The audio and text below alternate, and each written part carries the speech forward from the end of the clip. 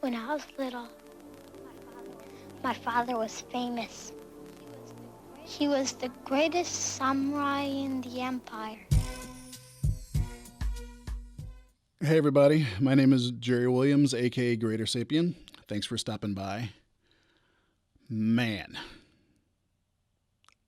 that debate. Did you watch it? It was something else. It was pathetic. Let's just put it out there. It was pathetic. It was a terrible display of what the current state of American politics is right now, and how bad we're doing in this country, and what kind of leadership that we currently have. It was embarrassing. Yeah, I know. I have a lot of Trump supporters or subscribers in my channel for the science things and stuff, and I know you're going to have a problem with this video. But it has the green border on the outside. You should know that this is going to be a political one, and I'm sorry, that could not have been a good night for you. It could not have been what you wanted to see. But I'm not going to go straight. I'm not going to go straight into Trump. Let's talk about the debate. Let's talk about the best to the worst of the debate. Let's start with who did the best. And I'm sorry, but Biden did the best.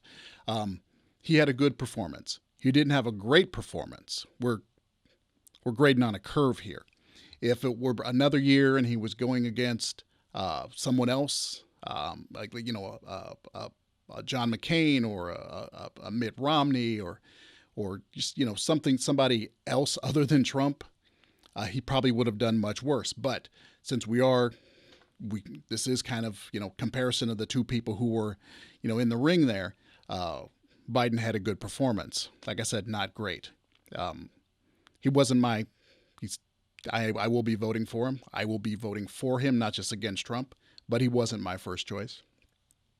And he's been never known for being a great debater. That's just never been his strength. So the fact that he actually won this debate, yeah, he did, says something about Trump more than it says something about him.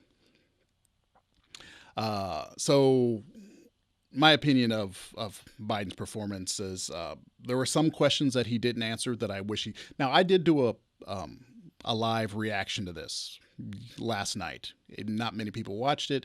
Me and my buddy Jesse, we kind of live streamed it and just kind of ranted as things went on. It's not staying up because it's not good. It's not good content. It's just us there ranting. Look at Oakland. Look what happened in Oakland. Fuck you. Take my city's name out your mouth. Fuck you. Don't talk about my city. I will come over there and smack your bitch ass. Shut the fuck up. And you can't hear what's going on and stuff like that. So if you weren't there at the moment, that's the way it goes. But we did do a live reaction to it. And I even said it at the time, there were some questions that I wish Biden had answered. I understand that when you're in a debate like this, you don't answer everything. You hear the question and you figure out a way to answer it the way you want to answer it. But there are some questions I wish he would have answered at all. Because, like I said, they're politicians. Sometimes they don't even answer a question. Hey, once again, let me interrupt myself here. This is a truncated version of a much longer, rambling reaction I did to the debate. You can find the full length of it over at AKA GreaterSapien. It's probably going to be like 25 minutes long or something like that over there. But I chopped it up just for some highlights here so that you guys would get a feel of my opinion of the whole thing, but wouldn't be subjected to GreaterSapien's political opinion on his science channel any more than you could tolerate. So if you want to see the whole thing, go over to AKA GreaterSapien and you can see the entire rant. Now, back to me. The thing is that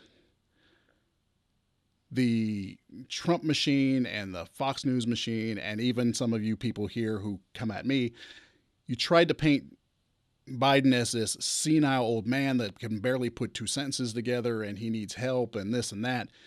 Even tried to start a whole rumor that he would have a earpiece or something. This whole thing. And you lowered the bar of what he had to do. And the fact is, he's not that guy that Trump's people have been painting him. He's just not. And so he got there. and he wasn't a doddering old man. He didn't find himself, distracted and wandering around the stage going, huh, where's mother at? Huh? There's a victory just in that, because you painted this artificial person, and and he didn't show up. He actually got better as the evening went on. At first, at the very beginning, they say the first 5 or 6 minutes, the interruptions and things that started up, and were to Trump's advantage. Biden was a little slow on certain things, getting warmed up and stuff, and so he didn't look as good. But as he got used to the interruptions and he started to figure out what Trump was doing on a regular basis, he started getting more on his game plan. And so as the evening went on, as Trump got louder and louder, Biden got sharper and sharper. So he actually got stronger as the evening went on. So I thought that was really was good. His worst moments, I had a problem when he would allow Trump to interrupt his message, and then he would get off message and not be able to complete the answer fully. So he would start off on something and Trump would interrupt and he would be like, come on, man. And then he would try to go back and he'd be like, no, that's not true. And they do this back and forth, and that would totally keep him from being able to get the message out, and it burned up his time. I thought that was when he was at his worst. At his best, I think, was when he personalized things, when he actually was able to take whatever Trump was doing and turn it toward the American people. When Trump attacked his son for having a drug problem, he turned and looked toward the camera and said, you know what? A lot of people in this country have dealt with that, and they're working their way through it. I thought that was a great way of dealing with that. And that's what he should have done more. He should have taken what he was saying and then said, okay, I'm going to use this to get back on point. Next, Chris Wallace. Chris Wallace, come on. I have a modicum of respect for Chris Wallace, but he's still a Fox News guy. He might be the best guy at Fox News. He may be the most wonky, the most with the most gravitas of all the people at Fox News, but he's still there, and so he still has some of those traits. And so he did a really poorly job. That was going to be a terrible sentence. He did a really bad job. He did really poorly. So it was decided on at some point that there wasn't going to be any fact checking. Okay, fine. So since you're not going to be doing any fact checking, Chris, your job is to control the flow, is to keep people focused, keep the conversation going, keep things moving forward. That's your job. Ask the questions, control the flow of conversation. That's your job.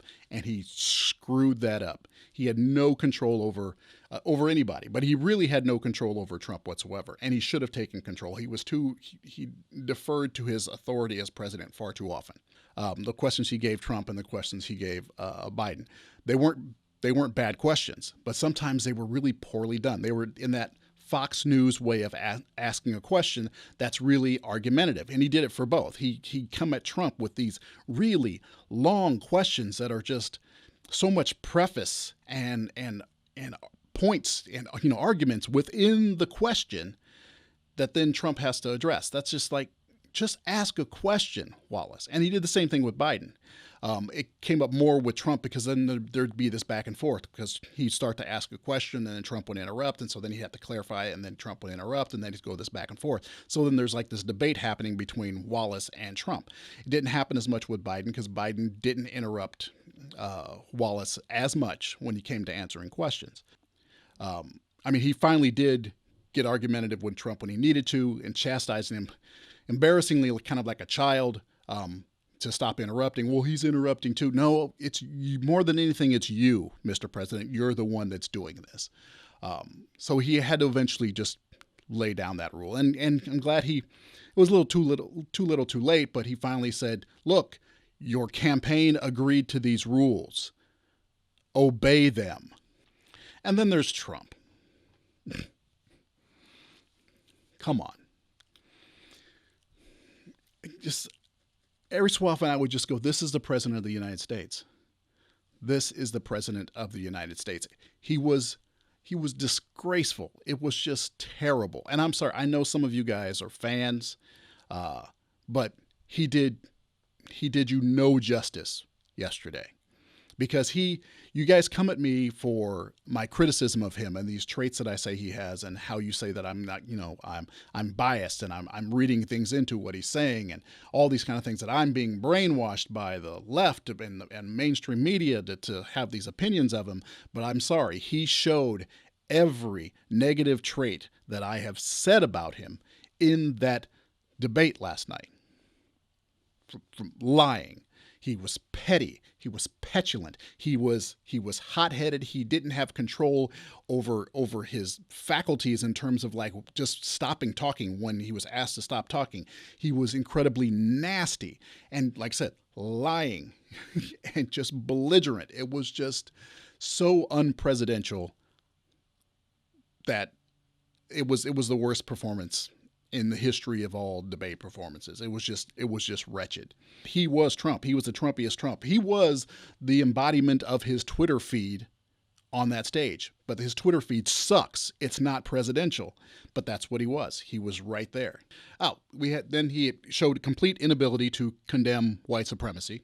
Like I've said before, you've gotten on me for saying that he is trafficking in racism and pandering to racists. But again, he was given a softball. I mean, it was just like a slow pitch, high arc softball, easy to knock out of the park about white supremacy, and he just couldn't do it.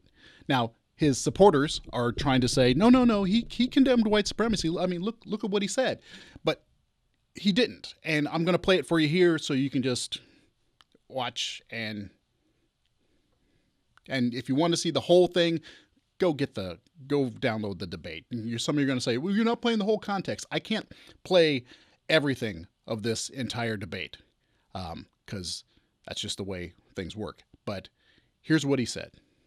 But are you willing tonight to condemn white supremacists and militia groups and to say that they need to stand down and not add to the violence in a number of these cities, as we saw in Kenosha and as we've seen in Portland? Sure, are you I'm prepared willing to do specifically do it? Well, go ahead, sir. I would say almost everything I see is from the left wing, not from the right wing. So what are you saying? I'm willing to do anything. I want to see peace. Then do it, sir. Say it. Do it. Say it.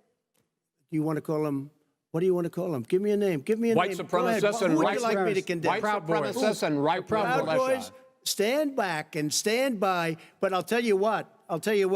Somebody's got to do something about Antifa. So I'm sorry. Where in there did he actually condemn white supremacists and these militia groups? Now, he said he's willing to. He asked him if you're willing to do it tonight, and he says, "Oh, I'm willing." He's like, "Okay, well, you're gonna do it?" He said, "Well, I will," and so do it. And then he did that whole like, and who are we talking about? It's Chris Wallace's fault because everybody knows that Donald Trump can't turn down endorsements. He can't do it. If you like him, he likes you, and he's going to allow you to endorse. He's going to accept that endorsement. That's just the way he is. He says, he said, stand back and stand by. That's not, I condemn you. That's not, don't do this. Don't be what you're, no. He just said, stand back and stand by. Stand by? Oh, that means, okay, so there'll be some point that we'll be able to come in. Okay, so we'll just stand here. You want me to stand back? Okay, I'll stand back over here. You want me to stand by? Okay, I'm ready. Standing by. What he needs to say is, I don't want your support. If you're a white supremacist, I don't need you. That's what he needs to say. People say, well, Richard Spencer endorsed Biden, but Biden said, in his campaign said, no, we don't need you. And it wasn't a real endorsement. He's just trolling. But when he did it, Biden's campaign came out and said, no, we don't need your endorsement. You can take that and kick rocks. We don't need your endorsement. And we don't want it. That's what you do when someone that hateful endorses you. That's what you do. So you guys get on me for saying that he panders or traffics in racism. He's not helping your argument today because there he is. So what do you say to that? What do you say that when you come at me and say that I'm overreacting about his character flaws. That I'm just buying into the message of other people. That I'm just buying into the brainwashing of the mainstream media. How do you explain that debate? How do you explain that performance? That wasn't the left-wing media. That was Trump being Trump. And he is everything that I have said he is. I don't know what else there is to say. That's my job. That's what I do. I don't lose. I win. Is there no one on this planet to even challenge me?